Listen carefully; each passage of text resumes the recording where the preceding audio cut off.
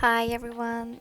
I'm not used to making these videos, but I was doing a project of my own and I encountered some problems, but I couldn't find anything on the internet about it. So I'm gonna show you how I found the solution to my problem.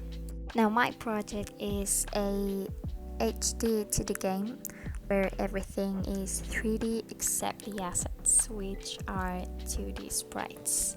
Now the problem comes when I imported some of Kenney assets, which I'll leave in the description, and I noticed that the textures, which are pretty on their own when imported to Godot, they look kind of blurry and not quite as they actually are.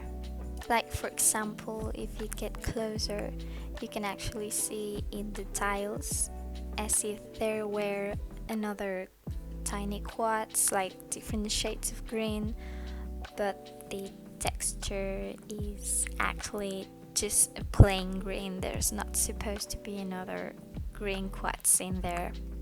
Here I have another example with a flower tile, but they look nothing like flowers, they are super ugly.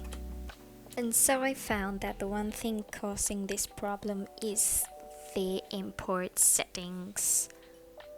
If we go here to the compress mode, we see the default one is the VRM compress, but we actually have to change it to lossless so that all the information is kept. Then we only have to press re-import, and as you can see we have our pretty flowers back. I'm gonna speed up the video because all there's left to do is basically repeat the same process, change the mode to lossless and then re-import it with every single tile that you see weird that you imported to Godot. And so as you can see, you have the tiles as they are supposed to be, with no quads or strange things in the textures. So I really hope you found this tutorial useful. I will try to make more tutorials on things that I can't find the solution everywhere and somehow manage to find it myself. But it would really help me if you like this video.